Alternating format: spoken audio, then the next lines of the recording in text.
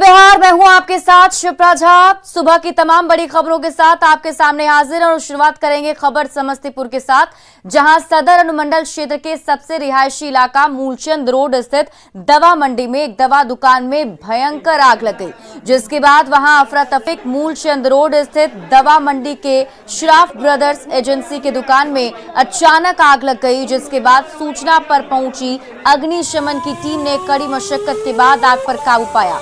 वहीं आग लगने के कारणों का अब तक खुलासा नहीं हो सका है। तस्वीरें आपकी टीवी स्क्रीन पर हम आपको दिखा रहे हैं। जिस वक्त आग लगी थी उस वक्त की तस्वीर आप देखिए, किस तरीके से आग की लपटों ने पूरे दुकान को अपनी चपेट में ले लिया और दवा मंडी में कई सारी दुकान आग की चपेट में आ गई। यहाँ पे क्या कुछ घटना घटी है? यहाँ पे तकरीबन 1.5-2 घंटे पहले से यहाँ पे आग लगी हुई थी और आग लगने का अभी तक कारण नहीं पता है। शायद शॉर्ट सर्किट से आग लगी हो और यहाँ पे लोकल आदमियों के द्वारा यहाँ पे आग पे थोड़ा काबू पाया गया है। फायर ब्रिगेड टीम पहुँची है। जैसा कि आपको पता है कि मूलचंद रोड कितना कंजेस्टेड है, यहाँ फायर ब्रिगेड टीम को पहुँचने में काफ़ी समय लगा है, लेकिन यहाँ के स्थानीय लोगों के द्वारा मदद के द्वारा आग पे काबू। और इस बीच बेतिया से बड़ी खबर सामने आ रही है। भारत नेपाल सीमा पर बवाल हुआ है। एसएसबी और ग्रामीणों के बीच झड़प हो गई है। बड़ी खबर आपको बता रहे हैं बेतिया से, जहां भारत नेपाल सीमा पर बवाल हुआ। ग्रामीणों और एसएसबी के बीच झड़प की खबर है। फायरिंग की भी सूचना मिल रही है। सामान लदे ट्रैक्टर जब्त करने पर बवाल हुआ था। मैनाटाड़ के इनरवा की यह घटना बताई जा रही है। फिलहाल गोलीबारी की घटना से प्रशासनिक अधिकारी इनकार कर रहे हैं, इसकी पुष्टि नहीं की गई है, लेकिन भारत नेपाल सीमा पर बवाल मचा हुआ है। बताया जा रहा है कि एसएसबी और ग्रामीणों के बीच यहां झड़प हुई। दरअसल एक ट्रैक्टर को एसएसबी के द्वारा पकड़ा गया था, जिसके बाद ग्रामीणों की तरफ से बवाल किया गया है। ट्रैक्टर जब्त करने पर बवाल हुआ है।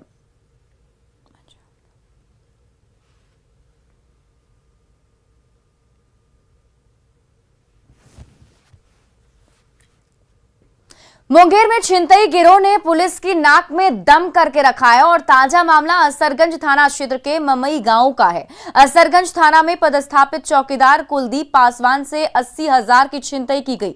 बताया जा रहा है कि कुलदीप पासवान एसबीआई बैंक से झोले में 80,000 रुपए लेकर जा रहे थे और इस दौरान पहले से घात लगाए बैठे बाइक सवार 2 अपराधियों ने उन पर हमला बोल दिया और चौकीदार से पैसे लूटकर फरार हो गए। सीसीटीवी फुटेज के आधार पर पुलिस मामले की जांच में जुटी हुई है। हमारे दाल कैसे है बाबू, पैसा 80,000 झोरा में छीनी लो दाल करना चौक तक ये। कितने आदमी थे? हाँ, कितने आदमी थे? देखे बिला आदमी कोई नहीं, वो जो पैसा छीन के भागे कितने लोग थे? 2 आदमी थे, पछला ले लेके। केंद्रीय गृह मंत्री अमित शाह के सीमांचल दौरे का आज दूसरा दिन है और आज वो किशनगंज में है और आज सुबह वे लाइन मोहल्ला स्थित ऐतिहासिक बूढ़ी काली मंदिर में पूजा अर्चना करेंगे। ये मंदिर करीब 121 साल पुराना है और इस मंदिर में मांगने वाली सारी मन्नतें पूरी होती हैं। कल देर शाम अमित शाह ने किशनगंज माता गुजारी मेडिकल कॉलेज में बीजेपी नेताओं के साथ बैठक की और इस बैठक में मिशन 2024 को लेकर चर्चा की गई। बीजेपी नेता अमित शाह के दौरे से काफी उत्साहित दिख रहे हैं।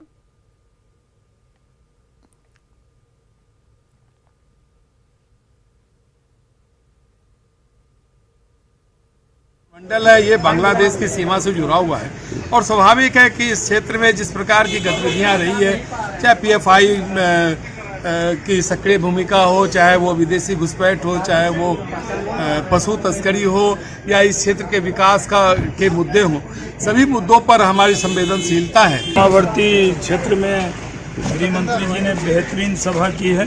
सीमावर्ती क्षेत्र इससे मजबूत होगा और यहाँ विकास की धारा बहेगी।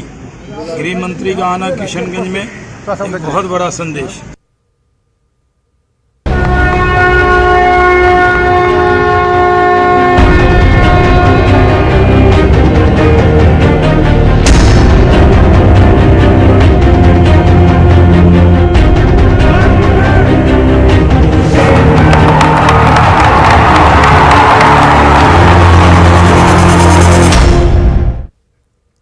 और इसके पहले शुक्रवार को पूर्णिया से अमित शाह ने मिशन 2024 का आगाज कर दिया। अपने 31 मिनट के भाषण में अमित शाह ने आगे की सियासत की पूरी रेखा खींच दी।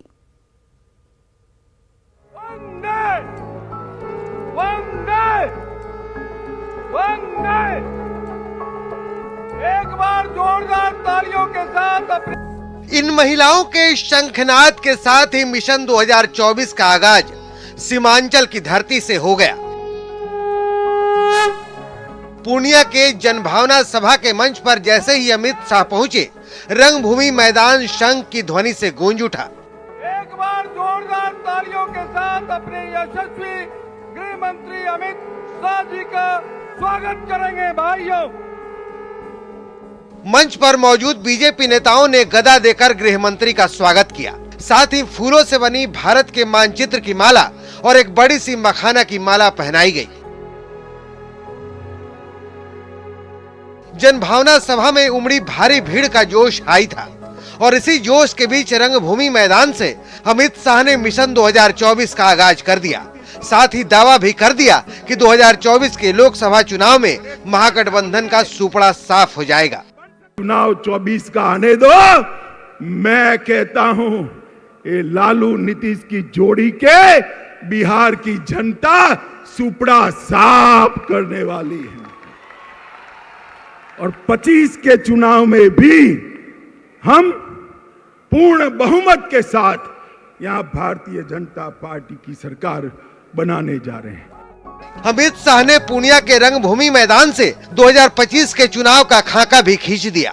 आपकी पार्टी आएगी, बिहार में खिलेगा तो केवल मोदी जी का कमल खिलेगा, कमल खिलेगा। लोकसभा चुनाव में अभी तकरीबन 1.5 साल देर है, लेकिन अमित शाह 2024 और 2025 में होने वाले लोकसभा और विधानसभा दोनों चुनाव का पूरा फुल प्रूफ प्लान लेकर पहुंचे थे। शाह ने सीमांचल वासियों से लालू नीतीश की सरकार को उखाड़ फेंकने का संकल्प भी लिवाया। मुझे बताइए, हाथ उठाकर सभी लोग मोदी जी के साथ हैं? जोर से बोलिए है तो मेरे साथ दोनों हाथ उठाइए। 24 के चुनाव में लालू नीतीश का सुपड़ा साफ करने का संकल्प का मुट्ठी भींचिए और प्रचंड आवाज से बोलिए, भारत माता की, भारत माता की, भारत माता की।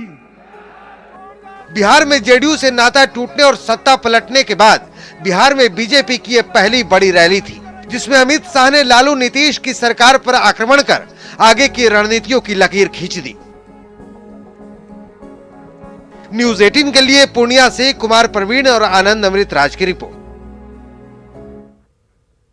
अमित शाह ने सीएम नीतीश कुमार पर प्रधानमंत्री बनने के लिए आरजेडी के साथ जाने का आरोप लगाया, जिसका जवाब जेडीयू अध्यक्ष ललन सिंह ने दिया है। और अब फिर से प्रधानमंत्री बनने की लालसा में वो फिर से बीजेपी को धोखा देकर लालू जी के पास चले गए हैं। मित्रों, मैं आज इस विराट सभा से लालू जी और नीतीश जी दोनों को कहना चाहता हूं कि आप जो ये दल बदल कर रहे हो ना बार बार, वो धोखा किसी पार्टी के साथ नहीं है, मोदी जी के साथ नहीं है। ये धोखा बिहार के जनादेश के साथ है, बिहार की जनता के साथ है। कुमार कभी पीएम के उम्मीदवार नहीं है। ये बार बार हम लोगों ने कहा कि नीतीश कुमार जी प्रधानमंत्री के उम्मीदवार नहीं है, विपक्षी एकता के सूत्रधार होना चाहते हैं और विपक्षी एकता के से ही भाजपा मुक्त भारत का निर्माण होगा और उस मुहिम में आप लगे हुए हैं। सीमांचल में कुछ बड़ी समस्याएं हैं जिस पर अमित शाह ने तो कुछ नहीं कहा, लेकिन बीजेपी के बाकी नेताओं ने पुरजोर तरीके से उसे उठाया। क्या है वो समस्याएं, आप भी जान लीजिए। भारत माता की, भारत माता की, भारत माता की। सीमांचल की धरती से अमित शाह ने मिशन 2024 का आगाज कर दिया। सीमांचल वो इलाका है जो नेपाल और बांग्लादेश के अंतर्राष्ट्रीय सीमा से जुड़ता है। सीमांचल का सबसे बड़ा मुद्दा है घुसपैठ, जिसका जिक्र बीजेपी नेताओं ने रंगभूमि मैदान से जोर शोर से किया। आपसे मैं पूछता हूं, यहाँ बांग्लादेशी घुसपैठियों को भगाना चाहिए कि नहीं? भगाना चाहिए कि नहीं? जो भी घुसपैठ हो रहा है, हम बिहार सरकार से कहना चाहेंगे कि आप हमें थोड़ा सहयोग कीजिए। सीमा पर हम परिंदा को पैर पर नहीं मारने देंगे। एक भी घुसपैठ हम सीमावर्ती इलाके में हम आने नहीं देंगे। बीजेपी की जनभावना सभा के मंच से सुशील मोदी ने सीमांचल में जनसंख्या विस्फोट के साथ साथ सीमांचल में आतंकियों के पनाहगाह का मुद्दा भी उठाया और फौरन PFI पर सरकार से बैन लगाने की मांग कर दी। और आज के इस मंच से मैं मांग करता हूं, वो समय आ गया है कि भारत की सरकार PFI पर जल्द से जल्द प्रतिबंध लगाने का काम करे, उसको बैन करने का काम करे। दरअसल बीजेपी सीमांचल में घुसपैठ का मुद्दा उठाती रही है, देश के लिए खतरा बताती रही है। सुरक्षा के लिहाज से सीमांचल जितना संवेदनशील इलाका है, ठीक उसी तरह सियासत के लिए भी ये इलाका बेहद संवेदनशील है। न्यूज 18 के लिए पूर्णिया से कुमार प्रवीण और आनंद अमृतराज की रिपोर्ट।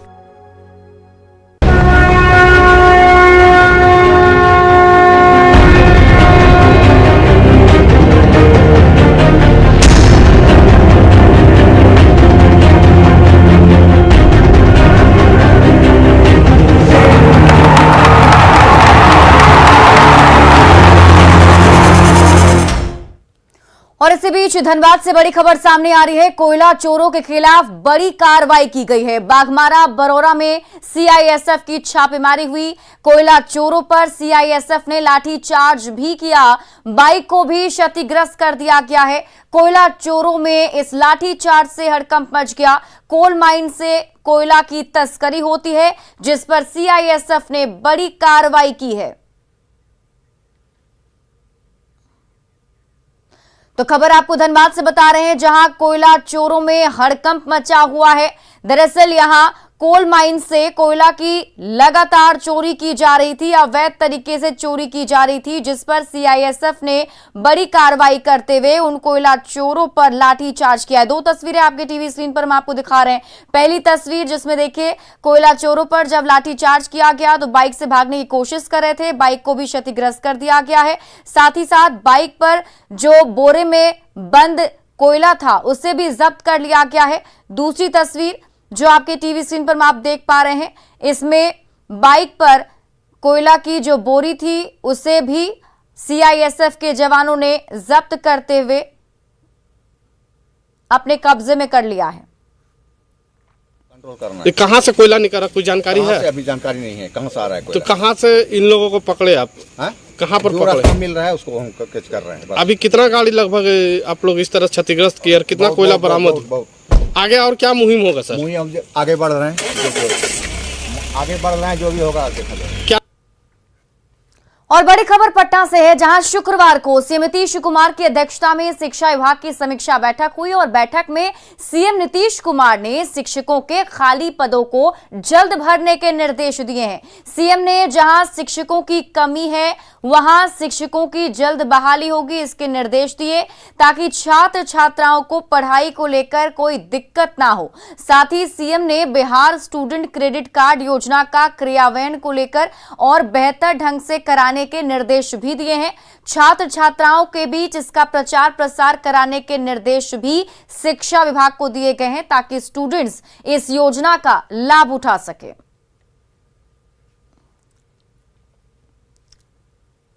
और डिप्टी CM तेजस्वी यादव आज अपने पैतृक गांव फुलवरिया जा रहे हैं, जहां डिप्टी CM के आगमन को लेकर गोपालगंज में पुलिस पूरी तरह से अलर्ट है। जिला मुख्यालय से लेकर थावे, मीरगंज, हथुआ और फुलवरिया इलाके में पुलिस की अतिरिक्त बलों की तैनाती कर दी गई है।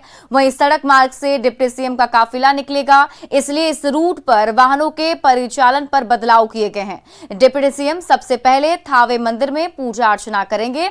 इसके बाद मीरगंज में मर्चिया देवी चौक पर अपनी दादी मर्चिया देवी की प्रतिमा पर माल्यार्पण भी करेंगे और उसके बाद तेजस्वी यादव हथुआ अनुमंडलीय अस्पताल जाएंगे, जहां पौधारोपण करने के साथ ही अस्पताल के भवन का शिलान्यास करेंगे। शादी के बाद पहली बार अपने गांव पहुंच रहे हैं तेजस्वी यादव और फुलवरिया में अपने गांव में परिजनों से आशीर्वाद भी लेंगे।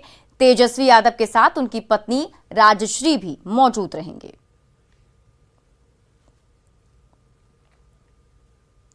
दरभंगा मेडिकल कॉलेज में पढ़ाई कर रहे पीजी के छात्रों ने सर्जरी विभाग के एचओडी डॉक्टर अवध कुमार पर उगाही करने का आरोप लगाया है।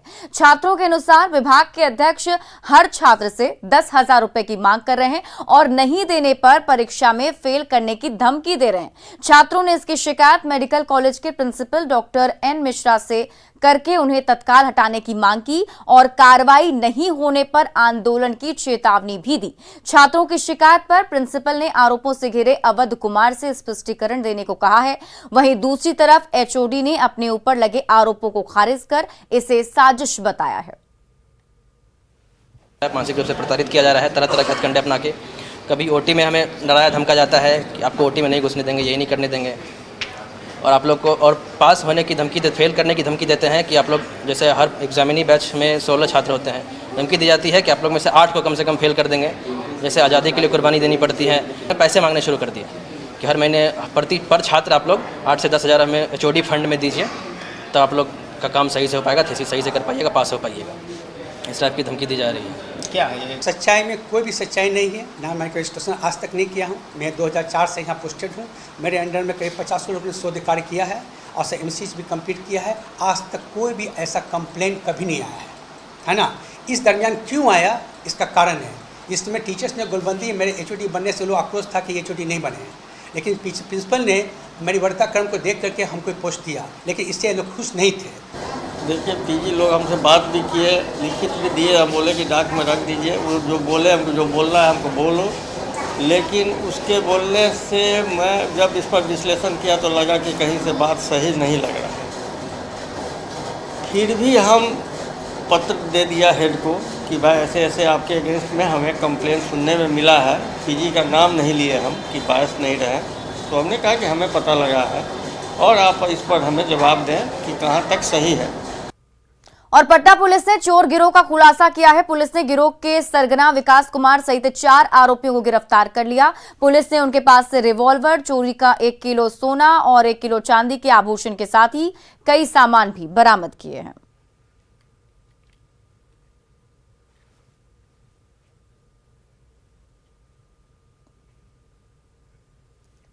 केंद्रीय खाद्य प्रसंस्करण मंत्री पशुपति पारस की मौजूदगी में निफ्टेम और BSNL हाजीपुर के बीच हाजीपुर में क्षेत्रीय सेंटर खोलने के लिए एक लीज अग्रीमेंट साइन किया गया।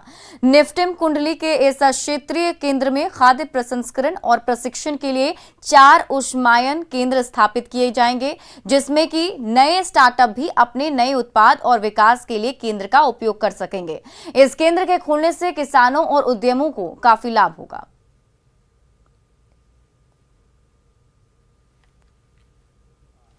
हाजीपुर में आज सिर्फ एग्रीमेंट हुआ है, 6 महीना मैंने समय दिया है, 6 महीना का, लेकिन महाप्रबंधक साहब कह रहे हैं कि मैं 3 महीना में पूरा कर लूँगा। तो मैं समझता हूँ कि नए साल में 2023 के जनवरी में मैं विधिवत हाजीपुर में इसका उद्घाटन करूँगा और उसी दिन से ट्रेनिंग सेंटर यहाँ चलना शुरू हो जाएगा। और फिलहाल इस बुलेटिन में अभी के लिए बस इतना ही। आप देखते रहिए न्यूज़ 18 बिहार झारखंड।